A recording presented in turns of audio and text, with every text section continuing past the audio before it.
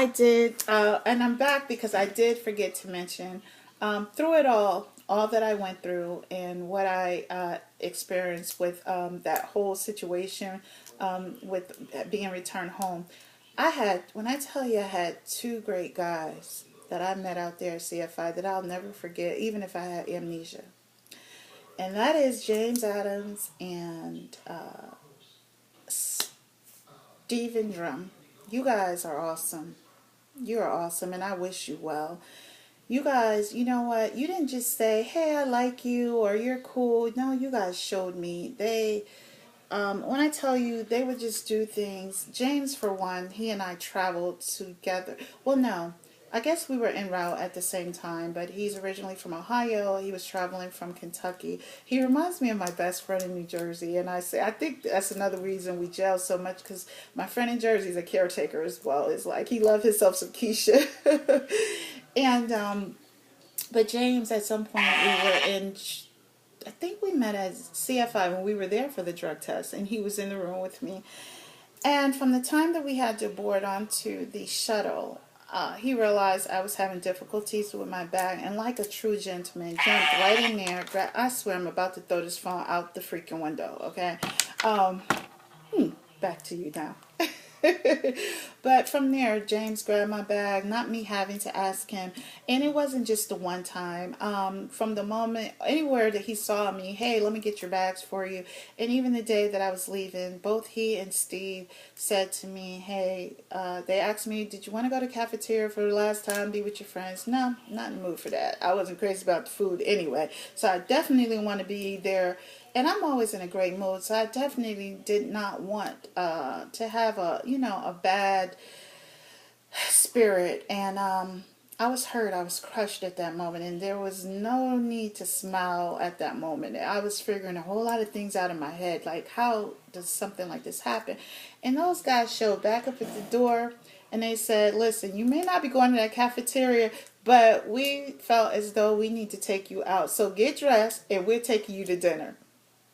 James and Steven, you guys, you don't even know what that meant to me. When I tell you it was so needed, oh my God, it was so needed. Like, I know you guys had to see it on my face because you were around me long enough to know, hey, she is disturbed, okay? And I'm probably about to tear up now thinking about it. But you guys, and other people came around to get information, to see what was happening, what they heard, was it true? And there may be people that really did care, like they really did like me and said, "Wow, I'm sorry to see her go." But what I'm just saying, the difference in people taking the extra mile, that was Steven and that was James. Steve is a nice looking tall white guy from Texas, and I wish one day he definitely find the woman that he so rightfully deserves because he's such a great guy. I mean, he has an innocence of like a freaking 3 to 4 to 5 year old. Honestly, I just believe, like, I think sometimes he doesn't believe some of the things that's happening in this world. But awesome guys. Steve, I ended up forgetting. Let me tell you about Steve. I ended up not bringing a sheet set or a blanket or whatever, and get out there. The beds are bare. So I had to have my mom to order online through my Walmart credit card a sheet set online, and then I pick it up in Joplin. So, well, we didn't go all the way to Joplin, but we went to the one down the street there, and it's a shame I can't even think about it right now. It's probably not a good thing for me right now. But anyway, it was down the street from the campus, about a little over 2 miles. And Steve offered, "Hey, what do you want me to take you to get that? When I needed snacks, I'm going to Walmart. Did you need something?" Even if I didn't ride with him, he would take the money to go get it for me. And I appreciate that because you're really stuck out there once you get out there. If you don't, vibe with somebody that has a car, you're at the creek. My roommate, Amanda, did get the gentleman that's in her class, which his name was Cody. He had a car. He would go home on the weekends, and he took her to class in the mornings. And me being her roommate, she asked if I could ride along as well, and he did that. So I also thank you, Cody, for giving me the rides home. Sorry, got real estate stuff going on. Um, um, So yeah, thank you as well, Cody. I appreciate that. You did not have to do that either, and you didn't know me from a can of paint. We had some great laughter. Amanda was my roommate. Amanda was, she was funny, has a beautiful voice, and I do hope to see her someday on a larger platform for her talent. I don't know if it's going to be trucking or if it'll be a combination, but I will always call her Songbird. And I told her if and when she became large and bigger than life, if she ever heard out in the audience, "Hey, Songbird," she would know that it's me. Okay, I loved her voice, and I'll miss her as well. We had great times.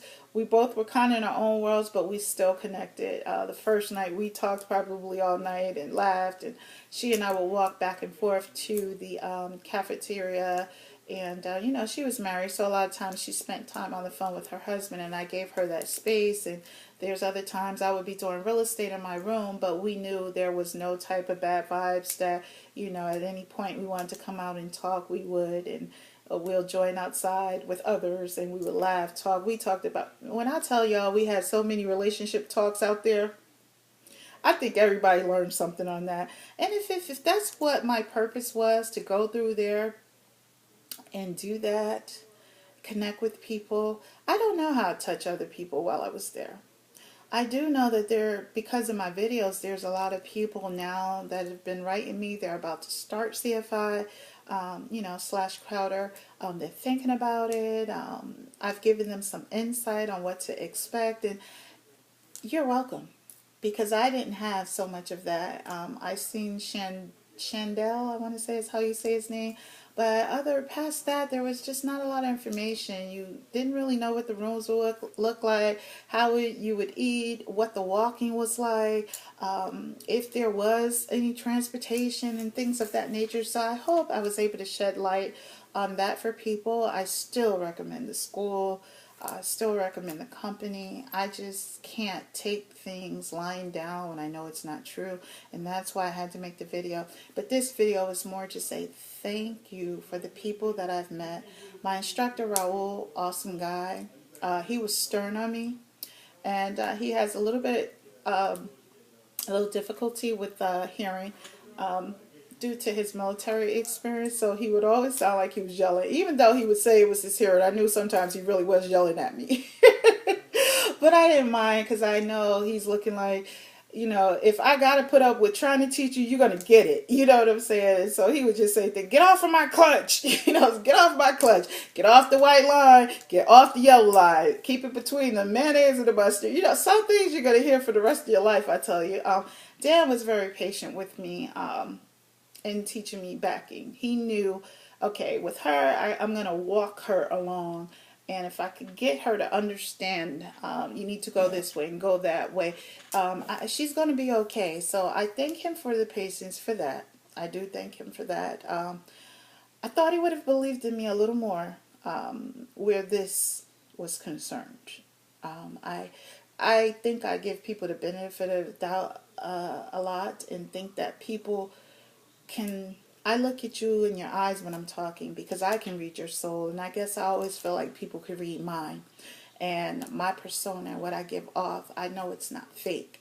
So I always feel as though, hey, if you're around me, read me, you got what you see. You see what you get. You know what I'm saying? Nothing different. And so I just wanted to know that my instructors know, hey, she's gone, but I don't believe. I believe it truly was an error. And I do appreciate you, Raul looking at me and saying, "Hey, but you're good, right?" Because it wasn't like, "Hey, I'm questioning you," but he's looking like, "Yeah, like, I know you got to be good. I just couldn't see you."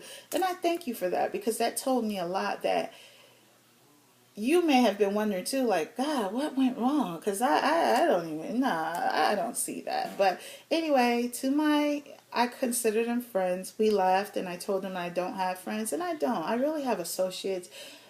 Friend is a very, very, very sticky title. that title, I don't think people really know what friendship means. And you should be able to talk to people about anything, not have to hide things. And that's what I felt with them. I'm not going to run off and hurry up and get to the bus stop. No, I owe my two friends an explanation as to what happened, why we won't be carrying on any further in class, and why I won't see you guys anymore. I had a real problem with that. I just was not accepting it, and you have to accept reality, but you don't, So I thank you. I love you guys. When I tell you I'm cheering you on, my mom feels like she know you guys now. I swear, because I talk about y'all so much, and I just tell her, I say, God bless me. He sent me to that school with angels, and he sent me back home with angels. On my way home, before I left, James and Steve brought my bags down to the taxi. And the guy's looking like, hey, I'm only supposed to have one person. And they said to him, no, we just helping our friend out. But before that, they took me out to dinner. We went out to eat. James paid for all three of us. And we laughed. We had a great time. It was bittersweet because it was like, something was coming to an ending. But we were also celebrating what we had developed amongst ourselves, And yes, we are still in touch. Occasionally, I'll just send them out a text and just cheering them on and hoping they get through. I know they will. I know they will. I don't want them to stop. I want to see them drive. I want them to come visit me in Atlanta. I want to see them again. And I know that I will. So whether I come back there or not, I feel as though those are two guys I'm going to always keep in contact with. I met another young lady. She was very pleasant, Melinda, as well. Hi, Melinda. Sweetheart. She's also married, and she was just starting that week. So she came over as well. She was a pharmacist, ex-pharmacist tech, and so we were talking about what could have gone wrong and things of that nature. So I appreciate that. And to anyone else I haven't mentioned, not everyone I knew their name. I didn't interact with them on a daily basis. It may have been, hey, how you doing? But I met some great people out there. I really did. But who stuck in my heart was James and Stephen. And it's just because they went the extra mile. And I hope that I did that for them as well. I hope there was something about me that touched them. Something about me that made them say, I'm glad I've met her, But anyways, people, those of you that are going forward, please do so. And keep it clean, keep it straight. Don't do anything to risk your opportunity. And when you know you have not, challenge it. Okay? Don't just take things laying down, because it can determine or depict the remainder of your life. And that, I say, is unfair. I finally understand how someone that probably is sitting in jail is saying, why won't anyone listen to me? I did not commit this crime. Bye.